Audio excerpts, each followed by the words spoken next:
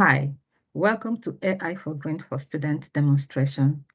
AI4Green4Students is a web application designed to enable the undergraduates create sustainable reactions in the lab. So this website is a one-stop platform that has the learning content session where the undergrads can learn about the green and sustainable chemistry, how it is applied in the industry. Then they have features that will enable them to plan their experiment. And then they have features that will enable them to create and document the experiments in the lab. Okay, so this is the home page. Once you log on to this website as a student, it's going to bring you to this home page. On this home page, when you click Learn to Know More, that takes you directly to the content section where you're going to learn about the green versus sustainable chemistry. So you have the links to external websites. Clicking, for example, on this will take you straight to UN sustainability development goals. You see how creating sustainable reaction fits into the overarching goals of United Nations. Then 12 principles of green chemistry will take you to American Chemical Society, where you're going to learn more about each of the 12 principles. So clicking on the plus button, the plus icon, that expands each of the principles. You see the green metrics that you calculate. You see some other links that you can click, and then you see the references, that you can for further reading. So clicking plus expands each of them. Once you have gone through, acquire the necessary knowledge that you need to know regarding the 12 principles of green chemistry, then you're going to go back to the website, and clicking on application will take you to AstraZeneca. So you see how sustainable chemistry is applied in pharmaceutical company. So that's performing sustainable chemical reactions with biocatalysis. You can also click on the principles of sustainable chemistry that will bring you to Reagent's website. So you see the three pillars of sustainability. You see the three pillars of sustainability: the society, the economy, the environment, and you see where sustainable chemistry sits. So it's the intersection of all three of them. Once you've read through, you go back to the website. You now familiarize yourself with how to calculate green metrics. So green metrics are those metrics that are put together to enable chemists, scientists to evaluate quantitatively the greenness of their reactions. So it's a quantitative evaluation. It measures it and gives you the number for it. So environmental factor, for example, you put in the total wastes, for example, 28, and then the product mass, so for example, 21, calculate a factor, and that gives you energy factor of 1, environmental factor of 1.3333. The same with reaction mass efficiency. I'm just putting the random number here.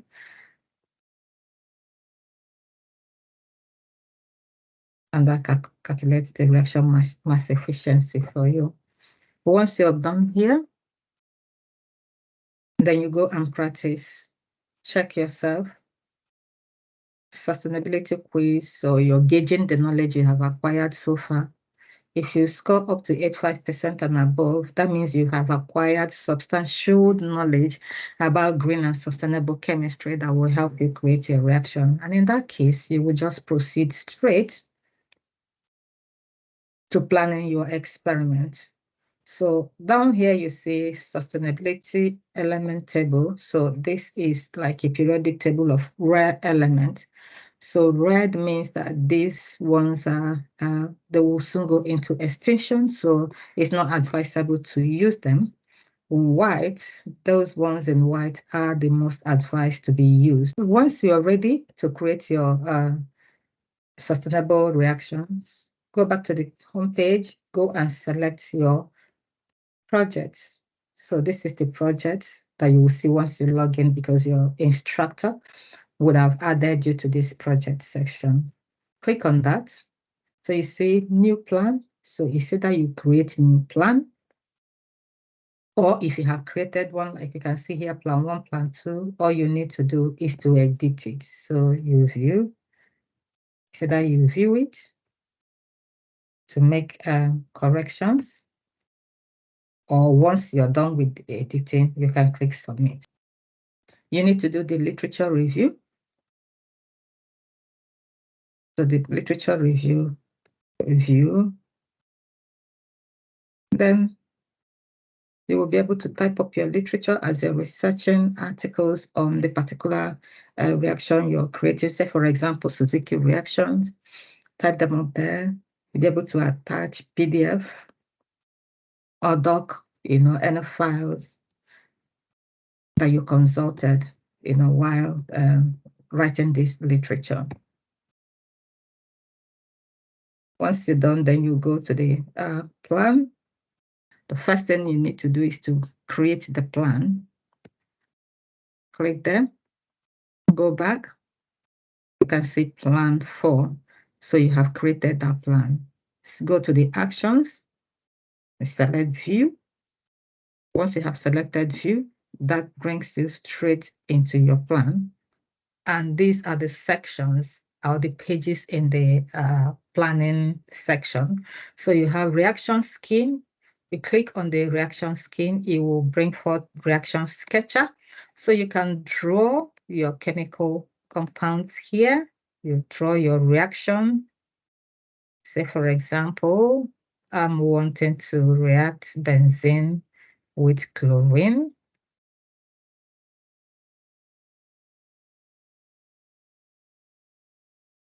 And then that will now lead us to the products.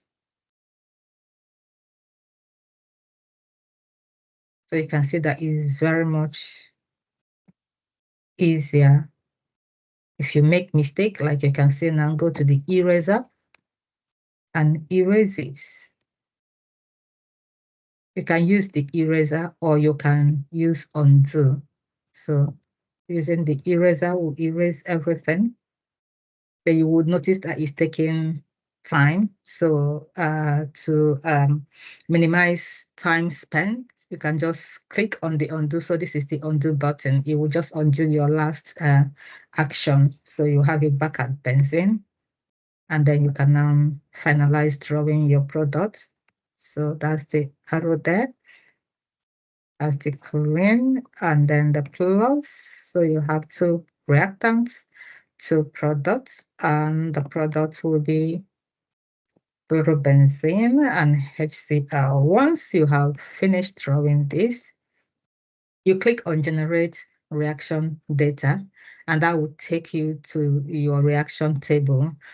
Just to also make you aware, rather than drawing this, you can actually copy the one that you've already drawn on your notebook.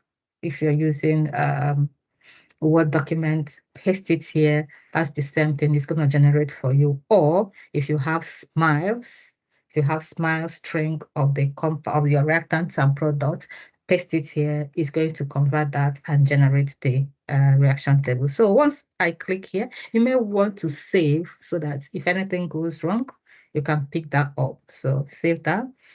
Click on generate reaction table. You can see it has stamped your reaction scheme and it's bring the reaction table. So here it has identified, populated it for you, the reactants, you have the products. So you can now add the solvent. Say, for example, you're using benzene as a solvent. So you can see the beauty here that this is color coding to enable sustainability. So dark red means that is very toxic, not advised to be used. Yellow means that is in between. Green is acceptable. So Once you see that red, you can change your mind, substitute the solvent that is going to be good for the environment and for the experiment you're doing. Click on add, and that will add the solvent for you. The same way, if you want to add reagents, say maybe you're using a palladium catalyst, and write in palladium. Okay, can see pop-up that will help you to select add that adds it. So you can now come here to select, is it gas, is it liquid? Do your selection. What are you using here? Is it volume? Are you using volume? Or is it mass? If it is volume, you select volume.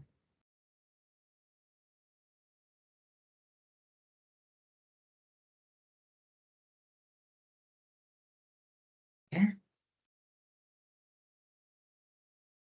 Then you come here, amount. You'll be able to select adding the amount of the substance, the densities, then you can add in the density. The hazard code. So as you're typing in this hazard code,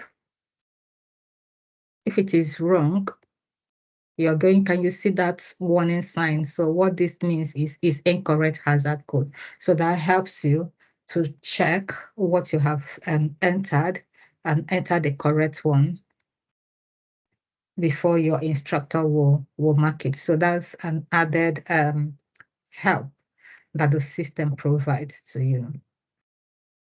And once you're done with this section, you have finished adding everything, then you can now go to the next page. So we save this, go back, then I complete the course forms.